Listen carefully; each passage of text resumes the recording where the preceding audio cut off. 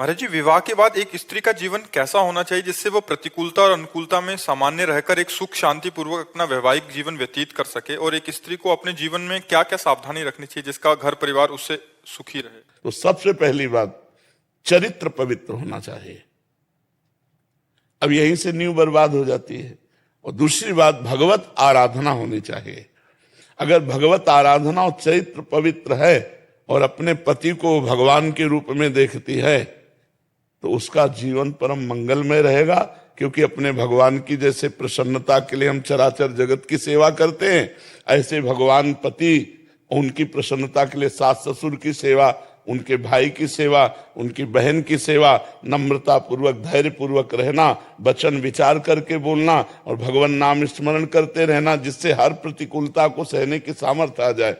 अपने पति के सिवा उत्तम के बस अस मन माही, सपने हूं आन पुरुष जग नाही। स्वप्न में भी कोई और पुरुष भी है ऐसी भावना ही ना हो, केवल पुरुष भाव अपने पति में ही हो। फिर मध्यम परपति देखे कैसे, भ्राता पिता पुत्र निज जैसे।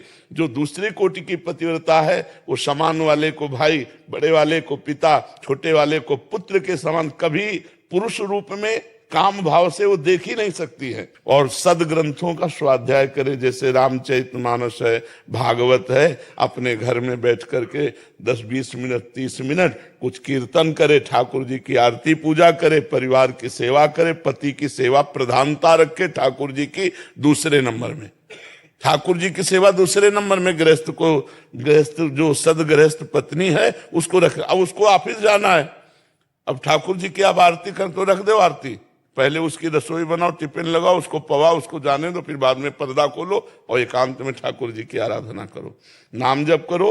अपने पति को भगवान का स्वरूप समझे, पर पुरुष की तरफ दृष्टि न रखे और धैर्य पूर्वक पति की प्रसन्नता के लिए सास ससुर की सेवा करे, पति के परिवार के अनुकूल रहे धर्म पूर्वक, तो उसे गृहस्थ में रहते हुए भगवत प्राप्ति हो जाएगी।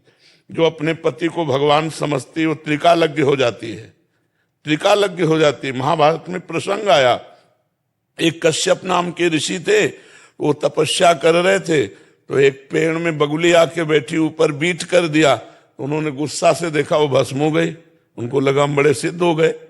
तो एक घर में भिक्षा मांगने के लिए गए, भिक्षाम दे, तो एक देवी निकली, पतिव्रता थी, उन्होंने कहा महाराज कुछ मिनट ठहरो, अभी मैं आई। और उधर दूसरे दरवाजे से उसके पति आ गए, तो पति की अगवानी की, चरण पखारे, बैठाला, थोड़ा जल पिलाया, फिर कहा भगवान आपके घर में संत आए हुए हैं तो उनको हम भिक्षा दे आए। उनका अवश्य अवश्य।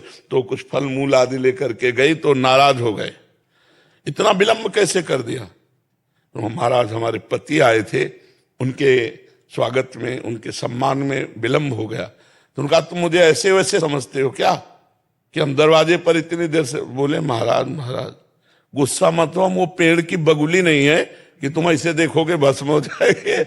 वो कश्यप जी कांप गए कि ये बात एकांत की हमारे सिवा और कौन जानता है। तो बोले देवी तुम कैसे जान गए? बोले अपने पति की सेवा के प्रभाव से मैं त्रिकालज्ञ हूं, भूत भविष्य वर्तमान तीनों काल का ज्ञान है। पति की सेवा से अनुसुईया जी ने भगवान को 6-6 महीने के बालक बना दिए। 3 भगवान जो अपने ब्रह्मा विष्णु महेश गए, 6-6 पति की सेवा के प्रभाव से यमराज की भी बुद्धि को चक्कर में डाल दिया सावित्री जी ने। बहुत बड़ी महिमा है अपने पति को भगवान समझकर।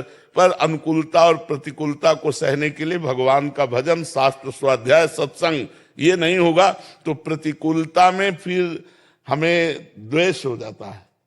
अनुकूलता में तो राग होता है, प्रतिकूलता में द्वेष हो जाता है। राग द्वेष नहीं, प्यार होना चाहिए। प्रेम में देना ही देना है, लेने की भावना नहीं होती, सुख देने की भावना होती प्रेम में। तो अपने पति से प्रेम करे भगवत भाव से, और नाम जप करे, सत्संग सुने, शास्त्र स्वाध्याय करे, बहुत बढ़िया सदगृहस्थी पार हो जाएगी और भगवान को प्राप्त हो जाएगा।